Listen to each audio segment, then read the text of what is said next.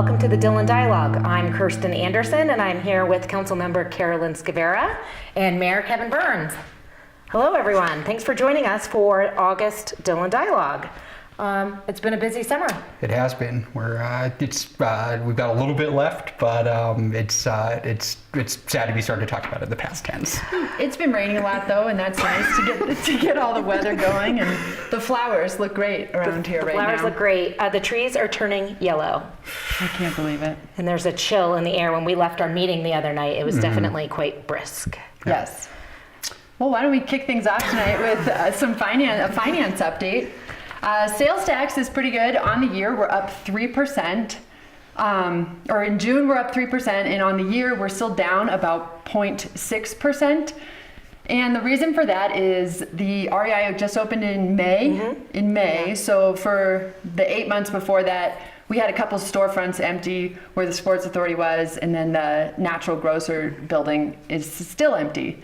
So overall, I think we feel pretty good about where our sales tax is right now. And then to sort of counter that number, we're up $66,000 in excise tax from January to June of this year. That's 59% higher than last year so far. Yeah, I think it's going to be for folks who check out this program monthly. We obviously still have to have our July numbers come in. That's historically one of our best months. So hopefully our year to date will change a little bit after that. And I've always seen the REI be pretty crowded since it opened. So I suspect they'll have a pretty good report coming up for July and August. Yeah, and last time we did this, I think we were down 1.5% on the year. So it keeps going in the right direction. We're chipping away. Also talking just property management companies and things like that, the lodging outlook looks really strong. They had a good July. We were up in double digits across the summer, and even into September and October is looking really strong. So been a lot of people in town. We had the big boat race last weekend, through the last weekend, a couple weeks ago. Yeah. Tons of people in town for that, so it's been busy, definitely. They had the wind for the first time in a couple of years, so that was nice for them. That's right, a boat sank, a couple people had to be rescued. It was really sporty out there on Lake Dillon. Okay, so at our last meeting, we looked at a resolution to enter into an intergovernmental agreement for election services, and we have a couple of things coming up on the ballot at the next election. That's right, so we've been doing this for the last few years anyway. It saves Dillon quite a bit of money to coordinate with the county and do a mail-out ballot rather than trying to have a person in town hall and have it open for the public all day long. So by doing this with the county, we save a little money, and then along with that, we have chosen two issues that we're going to put on the ballot. The first one is asking the voters for permission for the town of Dillon to issue bonds. So we're collecting 5A money, that new tax that goes specifically for workforce housing in the county. And we want to be able to take that money and issue bonds with it in case we have a project that comes up that would be interesting. So by asking the voters now, we sort of save ourselves 6 months if something comes up, and then we can act on it a little quickly. And so hopefully that will pass. We're excited about that. And then the second thing we're talking about is giving the voters the option to opt out of Senate Bill 152. And what Senate Bill 152 is basically it takes us out of the game if we ever wanted to participate in any sort of broadband or cable providing service. So if we ever wanted to partner with someone, or if someone came to the town and said, hey, my internet's really terrible, right now with Senate Bill 152, with us opted in or forced in, we can't do anything about it. Right. So this will give us a little bit of room to move, or an option to do something if it comes up. And that's what we're finding, right? A lot of these carriers are not providing the same service to rural communities and mountain communities like ours. So I know, Carolyn does a lot of work with the Northwest Council of Government, and so municipalities and towns are opting out of this so that when they go to the table and have those conversations, they have some leverage. That's right. Great. So to take us back to housing, because we've been talking a lot about that. When 5A was approved, we said, council said, all right, we're going to have a lot of money and we're going to have projects to align this with. And so we want to get an idea of what our baseline numbers are and how we want to spend this money. So do you guys want to talk a little bit about the retreat that you did and working with the Housing Authority? Sure. So we had a couple months ago now, a few months ago now, we had a council housing retreat that was informed partly by a housing public forum we had for the town, and then as you mentioned, on the heels of last November's ballot question passing, starting to get more funding for workforce housing. We wanted to try to, I would say that Dillon has historically been has historically not had a lot of housing projects come up. We're still trying to figure out we've still been trying to figure out what our opportunities are, and so we wanted to figure out what how much capacity do we actually have in the town, and then how much workforce housing should we be looking at? So, I think, we backed it out, we figured out we could, the town's sort of basic infrastructure can support 400 residential units and 400,000 square feet of commercial. So that gives us sort of the parameters that we're working within. Right. And then we said, wow, that's really way bigger than would be scalable in our small town of Dillon. And so then we worked back from that. Yeah. So, the county did an entire needs assessment for our whole area, how much workforce housing we need, how many for sale units are we going to need, how many rental units are we going to need, what levels of what income levels need to be serviced, and ultimately we sort of broke out what we thought our share of that should be. We landed on 139 workforce housing units, 64 for ownership, 75 units for rental. And this was done in collaboration with the Housing Authority. We had some expertise from the county come in and just vetted through some of our own public processes and our own council. And I think that's I feel like that's a pretty it's I said we're largely starting from scratch, but I think it's I think that's a very attainable number for us, especially if we act aggressively on workforce housing projects as they become available to us. Great. So we actually have 2 workforce housing projects in the works, which is really exciting. Yeah. That's right. Right now, we just on our meeting on Tuesday, we decided not to call up the Planning and Zoning Commission's decision to approve a new development in town, which is going to be 24 units altogether, and then 6 of them are going to be workforce housing. That's right in the town center of Dillon. So look out for that. That'll be exciting. 4 of them are you have to work in the county, and then 2 of them are an AMI based program. Is that right? I think. Yeah, but you still have to work in the county with those. We're working on those, and then the second project we have going on. There's going to be 36 apartment units built up across from the movie theater, and half of those are going to be designated for workforce housing. So 18. Yeah, and even the free market units are required at least a 6-month lease on those. So you're it's not going to be the Airbnb short terming. So you're going to have actual people in those units ideally. And actually restrictions against doing the Airbnb or VRBO in those units and locations. Yeah, so I think that's as I've told a few folks that the Dillon Flats project that we approved the development agreement on Tuesday. If that's when both phases of that are completed, that's there's a pretty good chance that'll at least double the size of our full-time population in the town core area, which I think is pretty tremendous, and it'll help. I've certainly talked to a lot of folks about this. There's for the long-term health of a community, you need real full-time residents there. Beyond whatever, we talk a lot about economic development in this community. You do need those people in town to drive commerce. But even beyond that, you need people living in a town to be able to appreciate have an investment in what the town's going to look like in the future. You want people who are thinking what do I want this town to be 5 years from now, 20 years from now? And that's really we have a lot of great stakeholders in this community. We have, our short-term guests, our second homeowners, our business owners. But I think that for a lot of different reasons over the years, it's become harder and harder for the full-time resident to to be able to either come to Dillon or stay in Dillon. And I think that both these projects are an incredibly important step to being able to attract and retain those full-time residents. And we'll, they're just two pieces in the project. We still want to find,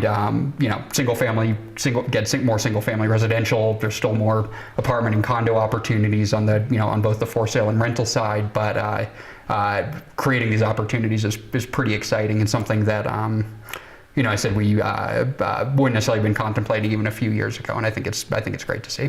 Yep, absolutely. So we currently are 70% second homeowner, 30% year-round resident, and you guys came in that retreat, talked about shifting that a little bit closer to a 60-40 ratio. So not doing anything drastic, but just moving along that continuum, and certainly. To your point, to get people on some of our committees, like the cemetery committee has an open space right now. Planning and zoning is going to have a space up pretty soon, and certainly town council is going to have a couple of seats up in the near future here. So, helps to be your full time to serve on those boards. It'll be good to have more people in town, and hopefully some people that are interested in coming out and joining the team and helping shape the future of Dillon. Yeah, coming to our meetings on the first and third Tuesdays of every month. Love to see people there. Okay, changing gears a little bit, let's talk about some of the projects that have been going on throughout the summer. In particular, some of the road construction. Yeah, a lot of road projects. We did an overlay on Labonte from Tenderfoot to Main Street. So that second half of the road that we didn't do last summer, we finished. We had all of Lodgepole, or the half of Lodgepole in front of the amphitheater. That street is now a stop sign, and instead of a three-way stop, it's just a one stop sign. So if you're coming down Lake Dillon Drive, it's going to be a lot easier for you to get from that first intersection at the post office down to the marina without having to come to another big open intersection. Nice. So that's nice. There's a little more sidewalks down there. It's actually been great to see. I know there were some folks they were wondering how that would all shake out when it was actually built, but it's been cool to see. I think traffic flow's been better, and the pedestrian access has actually been really nice. So definitely, as a habitual walker in that area, I appreciate it. It's good. We also replaced a few water mains. We a big section down on Highway 6 by Anemone. And we finished that up earlier in the summer, and then since then, that CDOT that you've been seeing out there on the roads, they're down in Silverthorne now. I think they're pretty much done with Dillon, and so they're continuing construction through October. So going to their website, cdot.gov.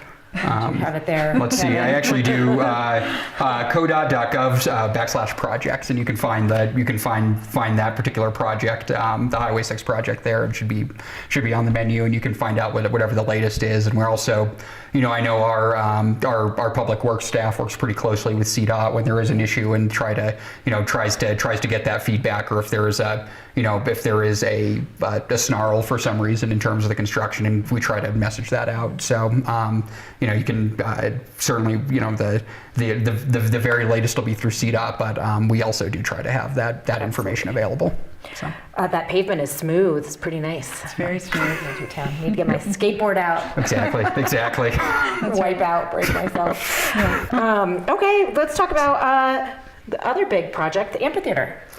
Yeah, so amphitheater, for anybody who's been down there for a while, they'll notice there is no more amphitheater. The building came down about a week and a half ago now. Yep, really cool video on Facebook showing the time lapse of that. It was I think for a lot of people it felt a little bit bittersweet. It's been a great facility for a long time, and it was something else to see it come down. But I think I know I saw that and thought of some of the great memories there, but then also got very excited for what was coming in, and certainly seeing the work already begin on some of the foundation and everything of the new facility has been really cool. I can happily say that we're still about 3 weeks into the project, we're still on time and on budget. So that's last I heard we're ahead of time. That's right. So we're I think for in terms of the timing, I think everybody knows it's if the snow starts falling at the end of August, it'll delay things a little bit. If we have a nice mild fall, we'll be able to get a lot of work done, and that's we'll all hope for the nice mild fall. Fingers crossed. Yeah. So it doesn't really have to start snowing until after Thanksgiving. Exactly. So that project, essentially the stage has been demolished. The new stage is going to be pushed back closer to the rec path. That's going to improve the line of sights throughout that whole facility. The grade of the grass actually becomes a little bit more gradual. So we talk a lot, you start up at the top of that hill, and by the end of the show, yours have sort of slid down. So that's or you try to walk through and you immediately start rolling down when you slip. I've seen that in maneuver. Some child comes tumbling down in front of you. Anyway, you won't need your skis on the new lawn because it'll be very user friendly. Yeah. The new retaining wall is up, I think. Yeah, it is. And they're sculpting the rocks into it, so it'll look really cool. Really pretty, yeah. And then, this facility is gonna have better ADA access, so people will be able to, on the side closest to the lake, there's a ADA access ramp or pathway with park-like features there, and that allows people to be at the top and the middle and up close in the amphitheater, which is going to be really nice for a lot of our attendees. Yeah, I know that's been a challenge in that, in our with the old existing facility, even, we had ADA access at the top, and, on those big concerts that could get filled in, and then you have, there were people trying to, get the appropriate access, and here, having, as the law very well should require, being able to have access throughout the amphitheater, I think will be really great for all the different users that we have come, and I think that'll it'll help especially on those bigger concerts where you are filling up the whole venue. Yeah. So. The stage gets a little bit bigger. Our previous stage was undersized, and you certainly saw that when folks like the NRO came, and they didn't all fit up there.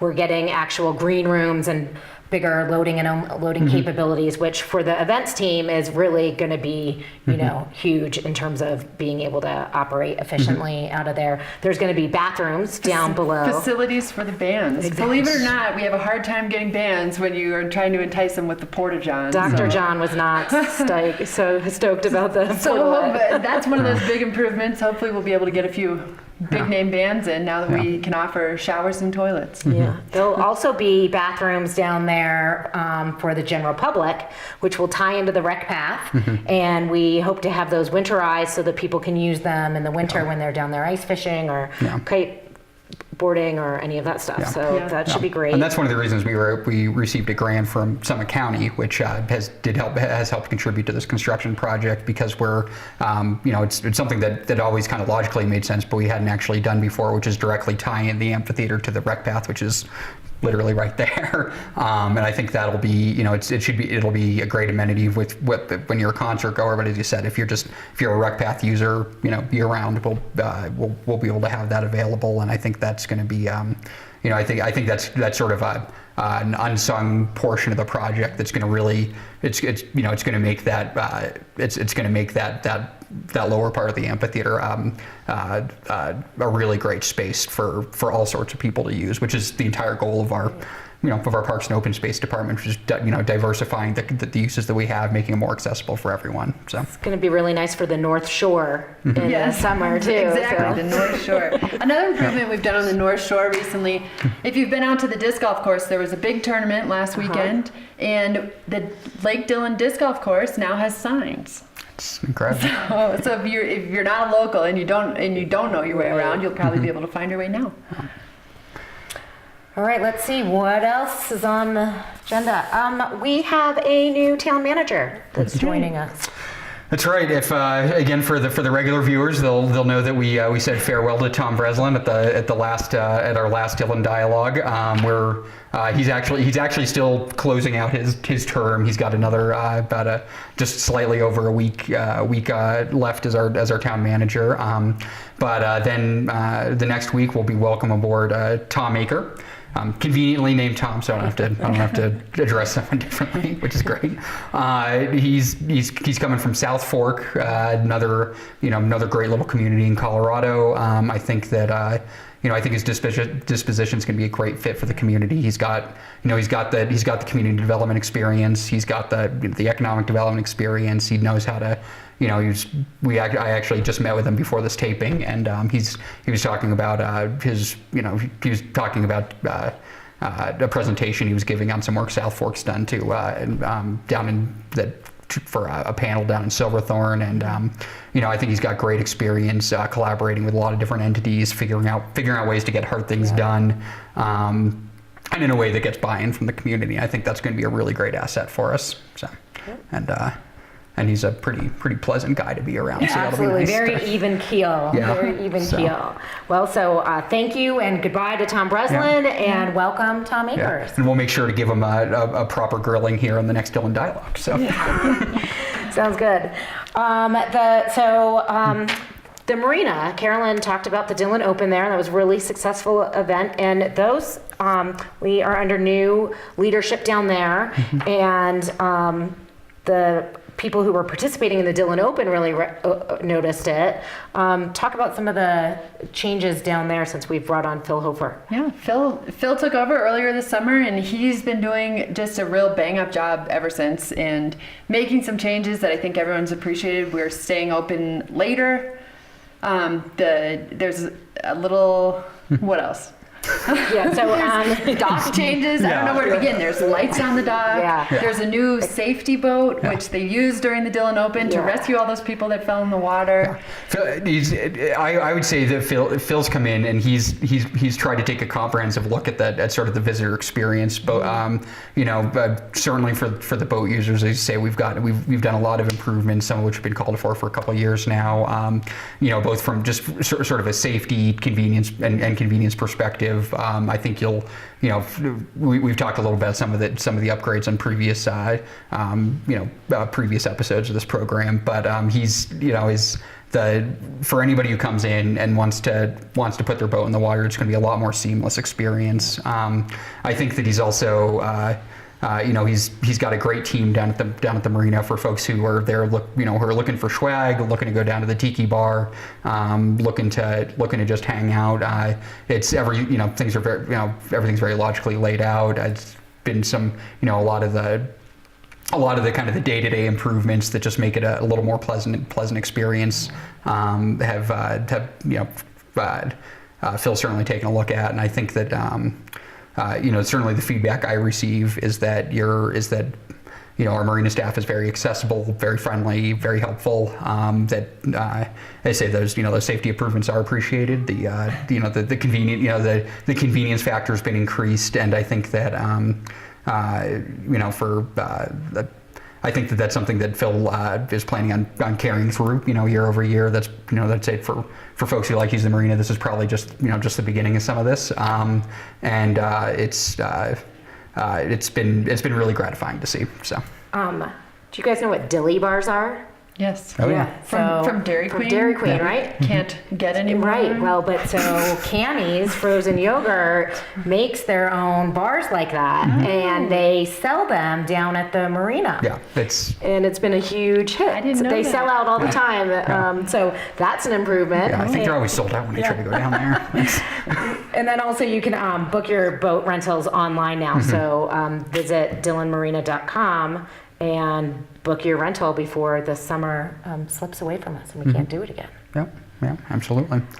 So what else do we have? I think let's talk a little bit about, we talked about the workforce housing, those exciting projects that we have going, and when we put those plots out for a bid, that was a test to see sort of what if this concept would work. And so after we got the response back from CMC and the response back from this other builder, we looked at the core area in its entirety. So that's basically Lake Dillon Drive down to Labonte and from the town park down. And so let's talk about that request for proposal and what we were hoping for and the timeline. So the RFP, actually you're gonna have to help me on the exact dates. It feels like I've been living with this for sometimes for no time at all and sometimes for many years, which I have. Sure, so late spring, April, end of April, the RFP went out.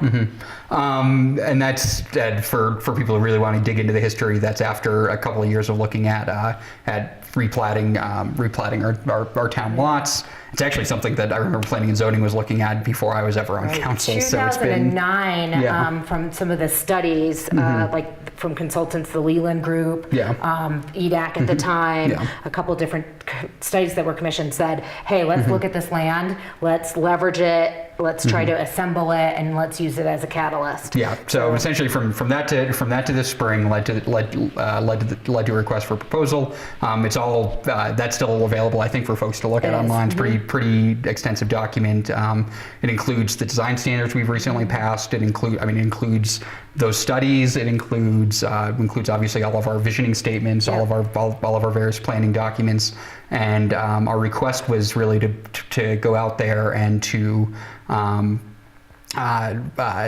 solicit potential developers to say, here are the resources available to this town. How do you think that you can meet our objectives, meet our criteria, and come up with a proposal that can economically redevelop and revitalize Dillon.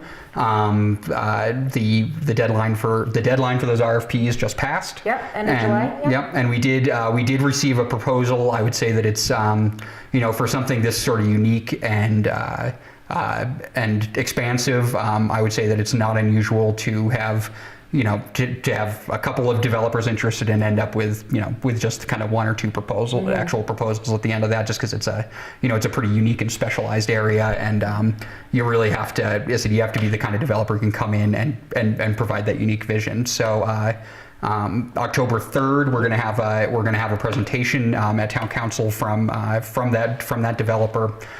We do have our Economic Development Advisory Committee reviewing that proposal now. On Town Council, we were actually just talking before this program. We've just kind of taken a quick glance to kind of get some sense of what's going on. But I know we're really waiting for that October 3rd meeting to understand it. But the keys that we were talking about, we want to see that mixed use. I have heard throughout my time on council and beforehand that we want, the not even proverbial coffee shop. People actually want a coffee shop in Dillon.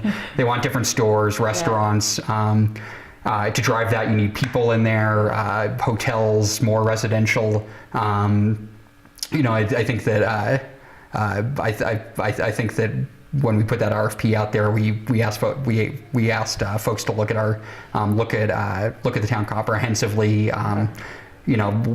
Understand the limits of our code, understand what's available to them, come in with something that'll fit within the parameters of what we allow in the town.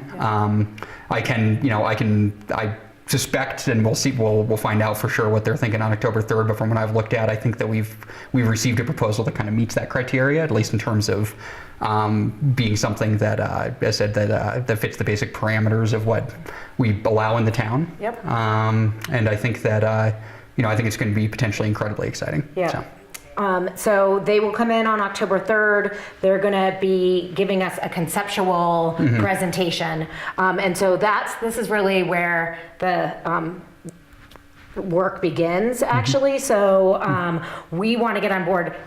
What is their methodology? How do they think? Do we like how they think and what they're thinking, and make sure we're on board from that? And then we'll have several more meetings, right? Like we don't, this from the proposal that we get today, it will morph quite a bit depending on the input from the community. And so, what we would do is probably enter into some sort of memorandum of understanding that they have a certain time period to look at the project during that year while they're doing analysis, more parking analysis, more analysis into the market and what the market will bear. We'll be having those community meetings and input. So, this is just the first step to say, do we like you and do we like how you're thinking? And if we do, then the hard work begins. Yeah. I think it's, I remember when we were doing the replatting and then putting out the RFP, we had some questions, particularly from some landowners that said, well, is this, do you just put this out there, pick a development, and then you get a building that blocks my building or something? And the answer is emphatically no, just from glancing over from the proposal that I've seen, even if even if there was a Snidely Whiplash on town council who wanted to do that, it would be completely impossible. There has to be, for something of this scope and this scale, there has to be an immense amount of buy-in throughout the community. There has to be a lot of collaboration. There's going to be a lot of details to work out, and that's assuming that we're even conceptually on board. Which obviously we have to have the presentation and see what happens there. And also a lot of outreach with our existing business community. Yep. Well, so, we mentioned that we're almost at the end of the summer. We've had a great event season. We had some huge concerts in the amphitheater early on, and, people have really been enjoying the concerts in Town Park, too. Yeah, we've got 2 remaining, I think. New Sensation. Yep. New Sensation, the Steely Dan tribute. The Steely Dan tribute, and then one more. And then $6 million band. $6 million band. One of my favorites, obviously. Looking forward to the Steely Band cover band. Yeah, it should be really Steely good. Dan cover band. Okay. That's Can't buy a thrill. I guess I'm a little more rock and roll. I don't know. I'm just saying it. That's just throwing it out there. Again, with the amphitheater, we're looking to be open by next July 4th week. Starting to line up programming for next summer, so that's really exciting. Also looking at this winter, so we're looking at the idea of the snow play again, and then also we're talking about potentially bringing ice castles into town. I think that's going to be awesome. Yeah. That's we saw a little bit of that last year. There's I think one of the tremendous opportunities for Dillon is to figure out what our winter programming really looks like. That's obviously we don't have a chairlift in our town. So what that really does is it presents us a lot of different opportunities to figure out something that's kind of unique and different, and not what you would see in in some of our surrounding towns. And I think that Kevin, I think you just touched on an opportunity there where we put that staircase in from the bike path down to the tiki bar. What about a chairlift right there? as long as we make everybody sign the liability waiver before they head down, that's perfect. Put the skier safety law up. It's amazing. Could be a cover single us. chair. It'll cover us. Carolyn's chairlift. I love it. All right, well, thanks for being here today. Thanks for joining us at home. We look forward to seeing you at the meetings on the first and third Tuesday of every month. And we'll talk to you next time. All right. Bye, everyone.